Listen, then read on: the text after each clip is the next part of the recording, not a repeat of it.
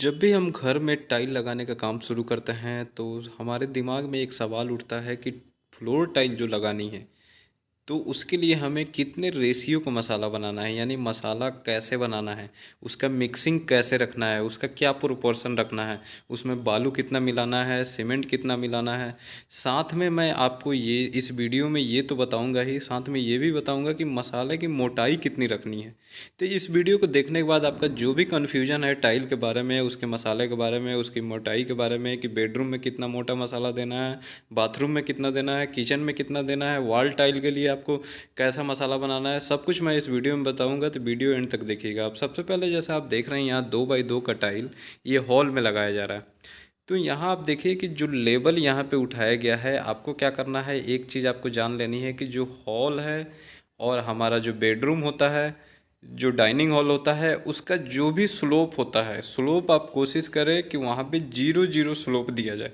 यानी स्लोप आप वहाँ आपको बिल्कुल ना के बराबर रखना है। ज़्यादा से ज़्यादा अगर आपको स्लोप देना है तो 2 से 5 mm तक का स्लोप दे सकते हैं। स्लोप क्या होता है, ढलान होता है। मतलब एक हिस्सा, मतलब टाइल का हम एक सिरा से क्या करते हैं, जहाँ पे हमारा पानी निकलने का जगह होता है, अगर हल्का फुल्का अगर मान लीजिए आपके बेडरूम में या हॉल में पानी का पोंछा लगता है तो वहाँ आप उस पानी को निकाल सकते हैं, तो उसको ढलान बोला जाता है। तो मैं यहाँ पे जो हॉल में और बेडरूम में आपको सजेस्ट करूँगा कि आपको स्लोप ना के बराबर देना है। और जैसा आप देख रहे हैं कि इस हॉल में जो टाइल लगाई जा रही है, उस टाइल के नीचे हॉल हो, बेडरूम हो, इसके नीचे जो मसाला, यानी कि जो आपको बालू और सीमेंट का जो मसाला बनाना है, जो मिक्सिंग रखना है, वो आपको 1:5 से लेकर 1:9 या 10 तक आप दे सकते हैं।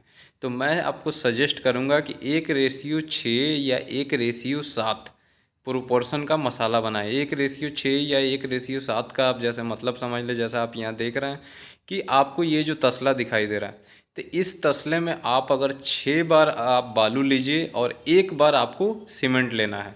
इसी तसला के हिसाब से आप कोई भी एक चीज़ ले लें, बड़ा तसला, तगाड़ी कह लें, गमला कह लें, आप ले लें। उसी गमले से आपको 6 बार आपको बालू नापनी है, तो एक उस गमला आपको सीमेंट लेना है। फिर उसको मिक्सिंग करनी है, मिक्सिंग करके और तब आप इस मसाले को अच्छे से लेवल करके उसको बिछानी है एक बराबर। तो जो ये आपका रेशियो है, यही रेशियो आपका आपके बेडरूम में, यही रेशियो आपका आपके डाइनिंग हॉल में, और यही रेशियो आपके किचन, या फिर यही रेशियो का जो मसाला बनेगा वो आपके बाथरूम में लगेगा। अब रही बात कि इसकी मोटाई कितनी देनी है इस मसाले की, तो देखिए जैसा मैं आपको बताया कि हॉल में, बेडरूम में आपको 0 स्लोप देना होता है, स्लोप ना के बराबर देना है। तो वहाँ पे क्या करें कि जो उस मसाले की मोटाई जो होगी वो आपका 25 mm से लेके और 50 mm तक आप दे सकते हैं। अगर मान लीजिए कि ज़्यादा आपका अगर वहाँ पे छत की गहराई है और ज़्यादा आप मान लीजिए कि वहाँ पे आप जो दीवार वगैरह मतलब जो भी बनाए होंगे, अगर फ्लोर जो है, छत अगर ऊपर नीचे हो रहा है, उसको लेवल नहीं है, तो वहाँ पे कहीं कहीं पे 3 इंच की भराव हो रही होगी, यानी 75 mm की। तो आप कोशिश कीजिए कि 50 mm तक, 2 इंच तक की टाइल के नीचे मसाला का भराव किया जाए। ज़्यादा से ज़्यादा आप 3 इंच तक का, यानी कि 75 mm तक का, 70 mm तक का ले सकते हैं, उससे ज़्यादा ना लें, कोशिश करें। तो कितना, 1 इंच से लेकर 3 इंच तक का आप थिकनेस मोटाई रख सकते हैं। वहीं जो किचन और जो हमारा बाथरूम होता है, उसमें क्या होता है, हमें थोड़ा सा स्लोप देना होता है। स्लोप यानी ढलान किधर दिया जाता है, क्योंकि बाथरूम में आप जानते हैं कि वहाँ जाली लगी होती है, ट्रैप लगा होता है, पानी गिरता है, तो पानी को निकलने के लिए वहाँ पे थोड़ा सा ढलान दिया जाता है। तो आप जो ढलान देना है, तो ढलान के तरफ आप क्या करते हैं कि मान लीजिए एक साइड से आप 3 इंची मसाला भर के ले जाते हैं, और जहाँ पे आपका ढलान होता है वहाँ पे आप उस मसाले को 2 इंच तक ही भरते हैं। 1 इंच का आप उसमें ढलान दे देते हैं। अब 1 इंच का ढलान जो है आपको लगभग 3 मीटर पे, यानी कि आप ऐसे मान के चले कि अगर आपका 10 फीट का बाथरूम है तो उसमें आप 1 इंच तक का ढलान दे सकते हैं। तो आप कोशिश करें कि 10 फीट पे, 8 फीट पे 1 इंच का ढलान काफ़ी सही है, उतना में आराम से आपका पानी निकल जाएगा। तो आप बाथरूम और किचन में जहाँ पे आपका जाली होता है, उधर आप मसाले की मोटाई को थोड़ा कम कर दें, ताकि वहाँ पे जो सतह है हमारा ढाल बन जाए, तो पानी वहाँ से आसानी से निकल निकल जाएगा। तो आप इस तरीके से हमारा बाथरूम किचन में दे सकते हैं। अब दोस्तों रही बात की प्रोपोर्शन की बाथरूम और किचन में कि मसाला कैसे बनाना है, तो इसमें भी आपको वही 1:6 या 1:7 का मसाला लगाना है। और देखिए दोस्तों, मैं आपको बता दूं कि जो ये मसाला आप लगाते हैं, जो मसाला बनाते हैं, तो आप जो बालू और जो लेंगे ना, यानी कि जो बदरपुर या डस्ट कह ले या फिर जो पीली रिवर सैंड आती है वो आपको लेनी है। और उसको आपको पहले से थोड़ा अच्छी क्वालिटी की बालू लेनी है, उसमें ज़्यादा बड़े बड़े गिट्टे कंकड़ वगैरह ना हो। वो क्या होता है, जब उसको फैलाते हैं आप, उस पर आप करनी चलाते हैं, टाइल रखते हैं, तो वो बैठता नहीं है वहाँ से। अब फिर अगर आप वैसे ही उसको लगा देते हैं, फिर ऊपर से उस टाइल को अगर आप बैठाते हैं तो टाइल वहाँ से टूट सकती है। या क्या होता है, कई बार वहाँ जगह पे रोड़ी वगैरह आ जाती है तो टाइल बैठती नहीं है, तो बाद में वहाँ उस टाइल से आवाज़ आती है, क्योंकि वहाँ एयर वॉइड बन जाता है, वहाँ स्पेस बन जाता है, वहाँ अच्छे से आपका मसाला एक बराबर टाइल में नहीं पहुँच पाता है। और जो सीमेंट का घोल आप लगाते हैं उस टाइल के नीचे, वो भी अच्छे से वहाँ पे नहीं पकड़ बना पाता है। तो ये चीज़ आपको ध्यान रखना है। और दोस्तों, जब भी आप अपने छत पे जो टाइल लगाने के लिए जो ये मसाला बिछाते हैं, उसके नीचे आप पहले क्या करें, जहाँ भी आपको ये टाइल लगानी है वहाँ पानी एक बार मार लें। पानी मार के थोड़ा सा छत को गीला कर ले, ताकि जो सूखापन होगा छत का वो थोड़ा सा नम हो जाए।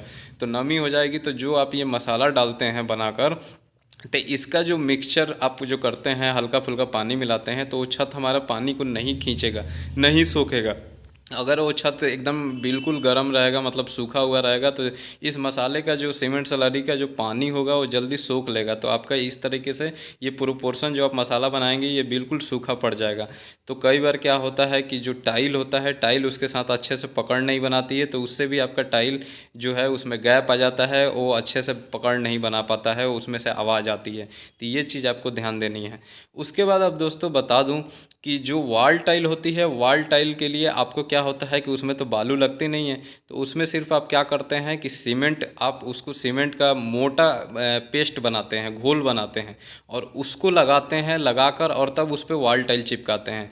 तो उसका जो थिकनेस रहेगा, मोटाई रहेगा, देखिए टाइल जो होती है, फ्लोर टाइल ले लें या फिर वॉल टाइल ले लें, तो फ्लोर टाइल अक्सर आपकी 10 से 12 mm, 8 से 12 mm तक की आती है।